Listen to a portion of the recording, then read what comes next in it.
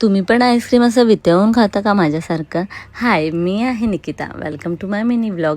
आता शाळा चालू झालेल्या आहे. लहान मुलांच्या केस विंचरावे लागतात आणि सकाळच्या गडबडीत आयांना वेळ मिळत नाही, म्हणून हेअर कट करून घ्यायचं. म्हणजे एक हेअरबँड लावलं की काम झालं.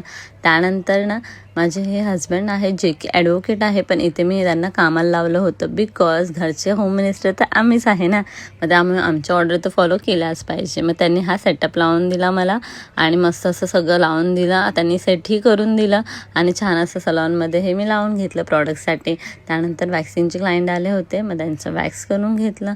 त्यानंतर आम्हाला एका वेडिंगसाठी जायचं होतं. ह्यांच्या मैत्रिणीचं लग्न होतं, तर मी रेडी झाले आणि आम्ही निघालो वेडिंगसाठी. ह्यांच्या भ्रूम भ्रूम भ्रूम करत आम्ही पोचलो. ठाण्याला ही वेडिंग होती. आणि त्यानंतर वेडिंग अटेंड करून झाल्यानंतर पेटपूजा तो बनती आहे, त्यामुळे आम्ही सरळ जेवायला पोचलो. जेवण तर खूपच भारी होतं. त्यानंतर इथे चेअर होती, मग आम्ही थोडी शायनिंग मारून घेतली, फोटो क्लिक केले आणि मस्त मजा केली आणि घरी आलो.